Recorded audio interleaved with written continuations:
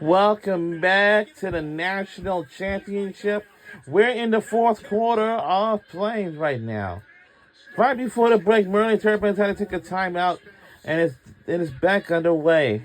You know. Defended by Gil Martin.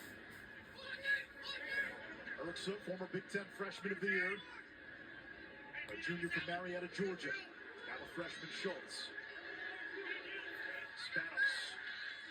Against Staub. Gets the pick. Gets the matchup. He's got a short stick. Spanos wants to take it. Help coming. Who's open? Spanos, left hand. No oh, wow. He's going to stay with Maryland. You see why? They're using the pick game, but he's playing with a different type of sense of urgency.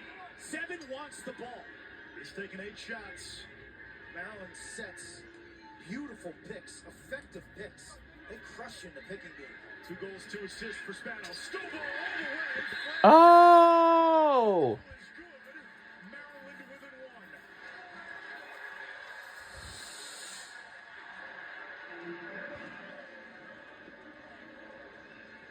Next level athlete, and you get the mosh pit back in action. Watch him go underneath, a little bit of an S dodge, underneath and then back up the goal line extended. Does he land in the goal mouth? It doesn't matter, he was pushed in the goal mouth. You can land in the goal mouth and there was a flag down because of defensive pressure. It's the half circle within the crease.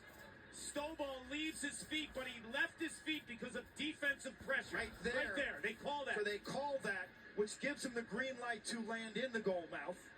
That reminded me a lot of C.J. Kirst's underneath type dodge. You set the defender up, there's a little stutter and change in your speed, and then you win the leverage game from going under to over.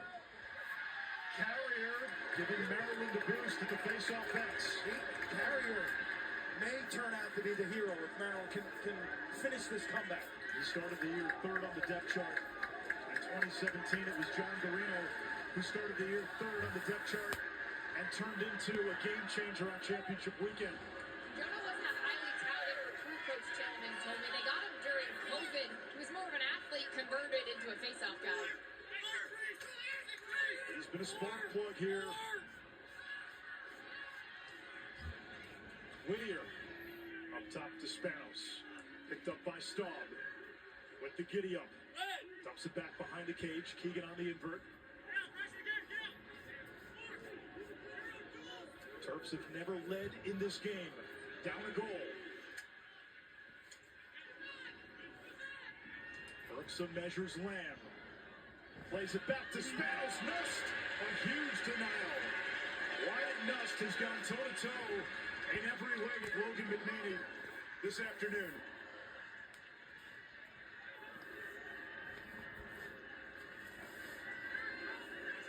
A dozen saves for Nust. Cornell's got to stay true to their identity on offense. Don't play hero ball.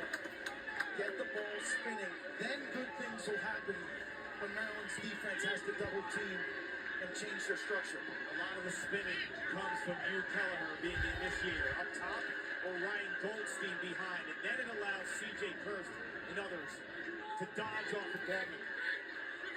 Cornell playing hangman on the far side. Firth. Goldstein with a good look. That's going to be Maryland ball. Closest to the ball. Learned when it goes out of bounds on a shot. Awarded possession. How many times have we seen Logan do that today? It's the caginess, the veteran. He told me don't get on by the moment. That's a brutal turnover. A rare, careless turnover from Maryland down to clear. The best clearing team in the country. Seen that now twice in the second half in big spots in the fourth quarter. Losing opportunities for your offense with a careless mistake in the clear game. Right after McNaney bailed you out with a big hustle play. Less than 7 minutes to go. A championship game perhaps inching its way into the classic tier. First has Canfield. Inside low. Oh, yeah! Score! score.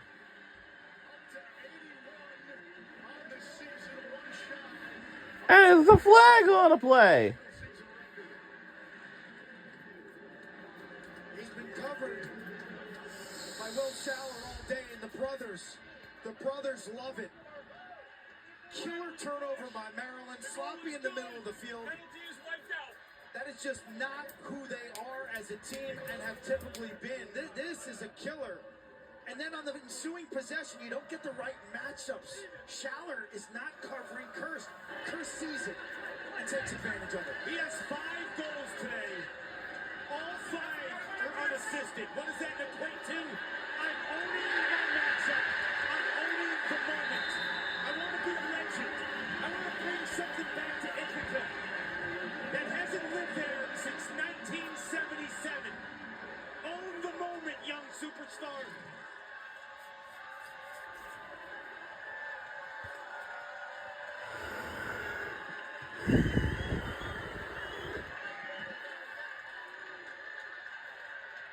The record for most goals in a championship game.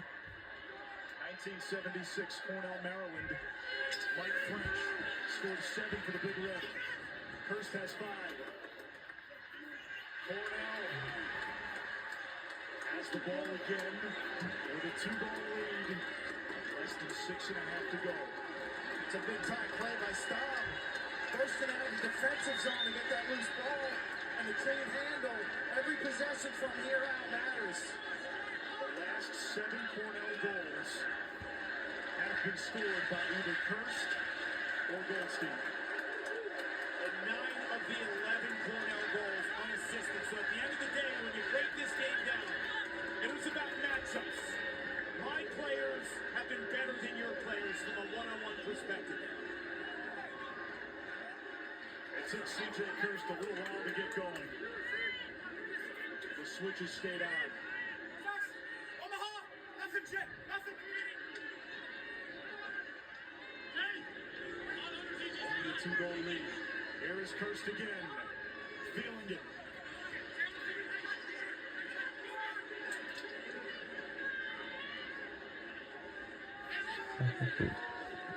Michael Long with 12 to shoot. Takes Cornell behind the cage. Long. That looks like a kick save. Near the sideline. Oh, it's going to be Maryland ball. Smart play by Jack McDonald, but that was a kick save. Terps defense looked tired for the first time there. It looked like Long might have won the run out, but he was actually out of bounds when the ball eventually went out of bounds. That's a great call by the official. Maryland 3 failed clears today. Cornell has one of the top rides in the country. That's offsides. Catastrophic. Out of character. He knows it. These are self-inflicted wounds that you never see back to back to back with Maryland. 4:40 to go.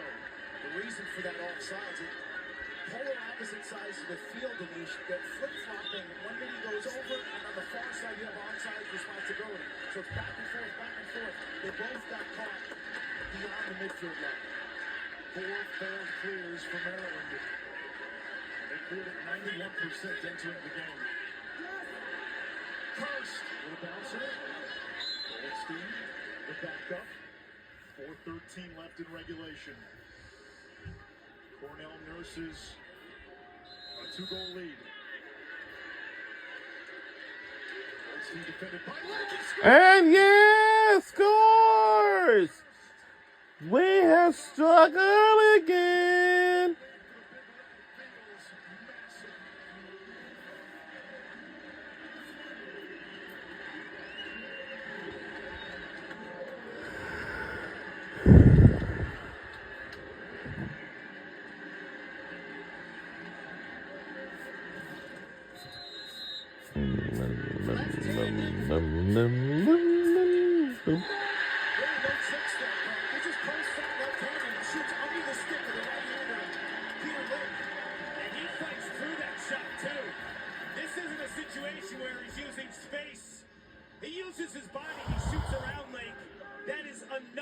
assisted goal. Goldstein flexes in. When you think about this day by Goldstein, it's been massive. He's been the best possible Robin to a Batman. Like father, like son. Dad in the 87 championship against Hopkins had 8 points. Face-off violation there on Cornell. Now Maryland cannot afford patience. We talked the last couple days. Did Maryland have someone to defend Ryan Goldstein? Didn't think it was a good matchup for the Terps based on Goldstein's quickness. Beginning of the game, he was trying to get into the body too much, then his speed took over. Goldstein and Kirst have 9. Maryland up to Cornell 12. Maryland getting sloppy. Kelly able to recover. Goldstein and Kirst have also taken more than half of Cornell shots.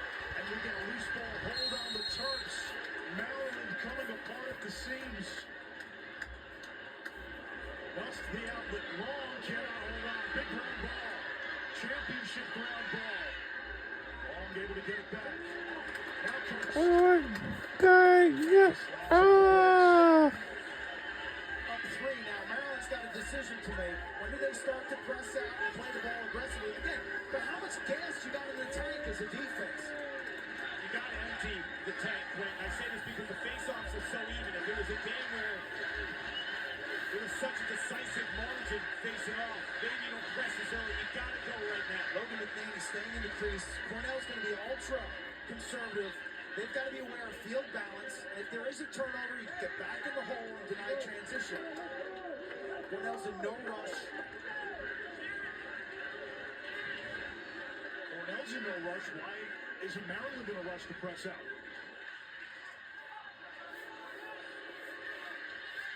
Shot clock at 15. This is what you want. Dalton is primarily a finisher. Probably lock adjacent when 42 had the ball there. Gallagher. Wow. Oh! It's a warning off on Gallagher.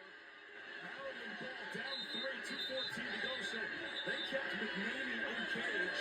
And even with the warning off, Cornell was able to bleed the clock. Did you see the strength on that war by Hugh Keller? And then the offhand rip, the goal lifted. Got to clear it first. Cornell drops back in kind of a 3-3 deep zone line. The windows are available, but they're tight. Maryland able to get it over before that shot clock at 60. Inside of 2. We're under 2 minutes to go in the fourth quarter before we beat a crown champion. If we can, as long as we keep holding up this lead. Out of the box. Whittier. Cornell packing it in tight. Erksa.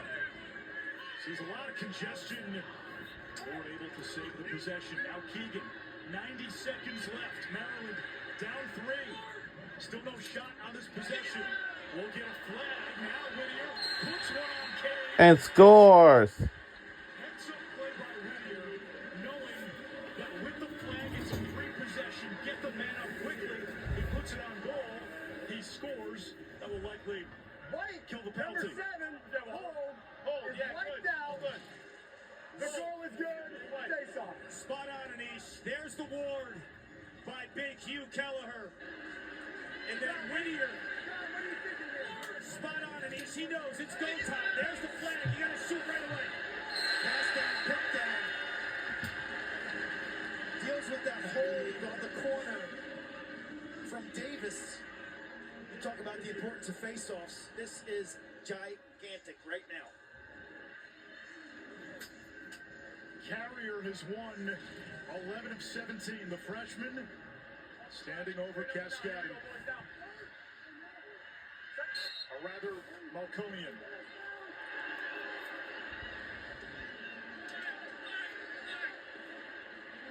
Cornell comes up with it. Now Maryland's got to press out.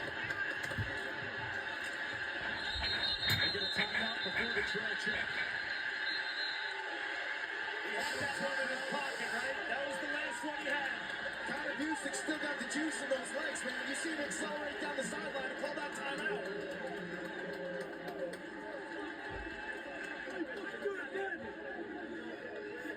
Now Cody, the freshman, comes up clutch. There's one fan base that won't take the final 68 seconds for granted. It's Cornell. Go back to the 2009 National Championship. The Big Red had the Tewaaraton winner, Max Seabold. They were on the brink of a national championship against Syracuse. They had the ball with the lead. With 20 seconds to go in a disaster, Syracuse rode it back. Ball went off the stick of Roy Lang. Kenny Mims tied it in overtime. Cody Jamieson won it to break Cornell's heart. And it was on this field. They know they've waited since 1977 to close it out. This situation, Maryland's going to apply the double team right away, I would estimate. Who handles for Cornell? And what I'm going to do if I'm Maryland, I'm doubling with A.J. Larkin and Jack McDonald because of their ability, if they get the ball, they're so comfortable in the middle of the field, they can strike in transition and give your offense a chance. They're playing Logan McNaney on attack, it looks like right now, Maryland is, and they're walking 7 defensive players out onto the field. Every lacrosse team needs to have a goalie with a throw protector, a chest protector, and a goalie stick on the field. That doesn't mean they have to be in the goal. So the Terps have 7 defensive players now in the D zone. They'll apply the double team and leave the empty net. So McNaney, like you said, on the offensive half of the field. Cornell, winners of 13 straight, 17-1. Avenged their lone loss this season in the semis to Penn State. On the brink. Shaller's a free runner. He's right in front of the net to discourage the cursed outside shot. Nettle jumps the double. Here it comes.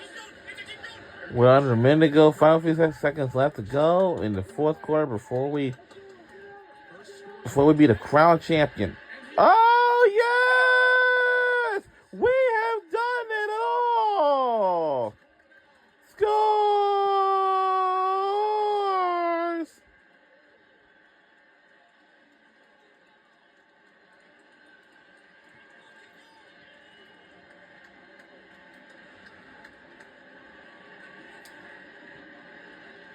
There's going to be some tears of joy. The Curse family and Big Red Nation, if there's one player you want the ball in his stick in this spot to close it out, to tie the record, it's almost 2-story book.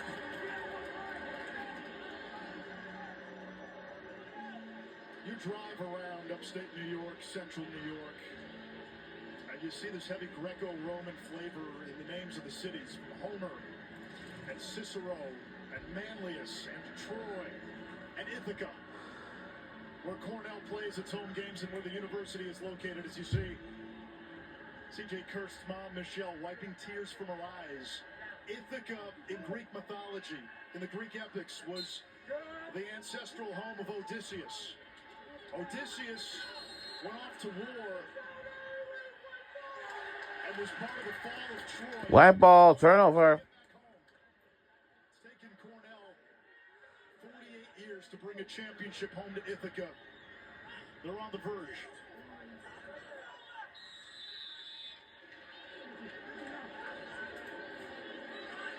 Davis stepped out of bounds.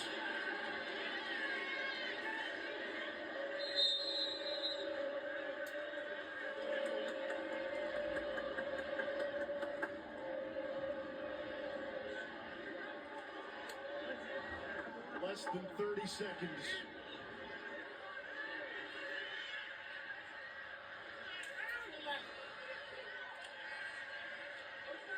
Spanos. 15 seconds. 10 seconds left.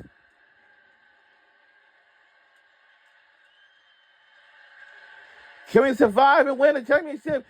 And we survived, and we do! We are the national champions! Yes!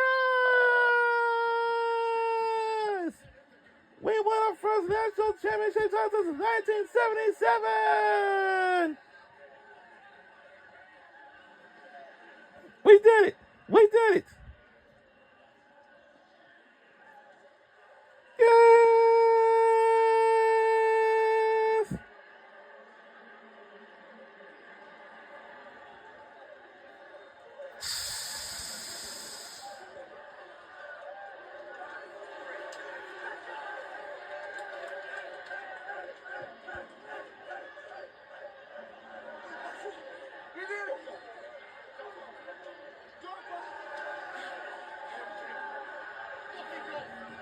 of the great championship We did it. individual efforts we've seen. C.J. Kirst was held scoreless. We did it. We did it. For the first time in his career, he responds with 6 goals to deliver Cornell its first national title since 1977. Dana Boyle with Kyle Busick. Coach, it's been 48 years since the championship has been back to Ithaca. As you have tears in your eyes, what emotions are you feeling? Personally, I know it's been a long time, little group, but I came on the heels of the 2009 National Championship with the expectation we were going to win one here. Credit to these guys, credit to these players, credit to this tradition, credit to my staff. I'm the luckiest guy in the world, and I'm surrounded by incredible people that just work their tails off day in, day out. I'm so happy for the university. I'm so happy for our tradition. Oh, this feels incredible. One of those players, his name is C.J. Kirst. He had 6 goals and an assist, a total takeover mode for C.J. What does he mean to this sport, to this program? We knew if 15 got going, we're going home with hardware. And by God, if he didn't find it and find it in a big way, he's got the biggest heart. He's the hardest worker I've ever been around. And man, he pulls the best out of everybody around him. And dear God, if he doesn't, he's the engine that makes this thing go. So I'm so happy for him and that whole senior class. They decided they want to do this, and I've never seen a group that was so intent on doing this. There's a certain significance that makes this team go, and it's the number 21 and Boyardi. What does it mean to bring a championship back? Sean set a standard for our program. It's our obligation to uphold that standard every single day. Incredible men like George, Jimmy Case. They've really left a legacy on what it means to be a man of Cornell lacrosse, and we just hope they're smiled down. I know they are. Coach, congratulations. Go celebrate with your team. Thank you so much.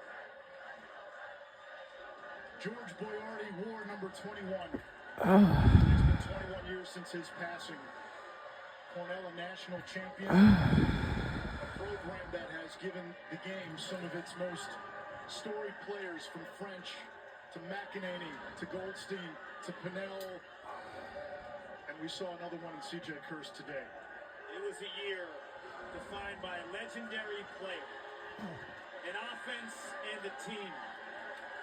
But this 2025 Cornell edition, they felt like a team of destiny. It was 1977. It was George Boyardi in the 21 years since his passing on the field. This win bridged the generational gap of all the heartache. It just feels right. From Eamon McEnany to Mike French to C.J. Kirst, Cornell lacrosse is whole. 16 seniors, a leader, a program who's had their heart ripped out on Memorial Day 5 straight times. At one point, you were wondering if it was ever going to happen again. They show up to have their heart broken today, and instead they see C.J. Kirst carve his name into immortality as one of the game's best. We started the day talking about legacy and a legend. We saw one player embody both ideals. C.J. Kirst honoring his family legacy, restoring luster to the Cornell lacrosse legacy, and enhancing his legend with a tour de force performance on Championship Monday. And it's not about numbers. It's about the way he played. Whether it was the 10 ground ball performance earlier, whether it was in the semifinals when he was double donuts, 0 points, 0 assists, never moped, never complained, just kept playing. And then today, things finally clicked for him, Paul. He got hot, and he carries his team over the finish line. It was the belief he had in himself, the team had in him. And every time C.J. Kirst, since he was 12 years old and lost his father, when he steps on the lacrosse field, he plays in tribute to his father, Kyle. And Kyle's shining down, and he is beyond proud of the best player in college lacrosse, but the greatest leader as well. And C.J. Kirst is standing by with a huge smile with Dana Boyle. CJ, I just saw you look up to your family. We know your dad, Kyle, is looking down. What does this championship mean to you? It means everything. Everything, all the work you put in. You just pick up a stick to be able to play it. Gillette Stadium, Final Four weekend, Memorial Day. Incredible feeling. You were in takeover mode. 6 goals. How did you get it done? Just playing off my teammates. I mean, semifinal game didn't have my best performance, but man, my teammates step up, and that's what this year has all been about. Everyone trusts each other, has the belief, and we're able to get the job done today. And Ryan Goldstein didn't have too bad of a day too, huh? Certainly a nice 1-2 punch. What makes that connection go? Oh, he loves lacrosse. We love bouncing ideas off each other, and he's a lax rat and just a special kid to play with, and he's fearless. Biggest stage, he's stepping up. You stepped up as well on the biggest of stages. What legacy are you leaving behind at Cornell? Oh, not sure if I could even put that into words. It's been a dream come true to put on the Cornell uniform, for this to be the last game and win it after not having been done in 50 years. So happy. All the alumni, everyone up there, this is for them. Coach Moran, George Boyardi, this is all for them. Congratulations. Go celebrate. Thank you. Appreciate it. CJ Kirst is our Capital One player of the game. 6 goals.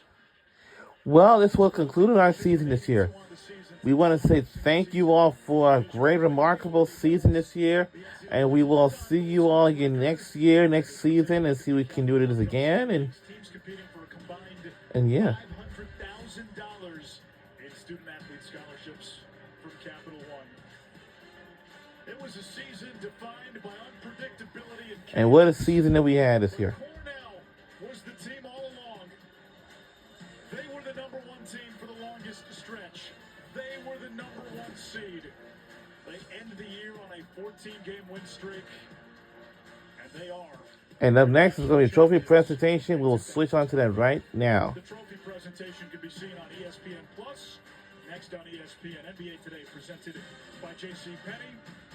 For Quint Kesnick, for Paul Carcaterra, for Dana Boyle, and our entire crew, I'm Anish Shroff, saying so long from Foxborough. So long for Foxborough. See you all next season, next year, guys.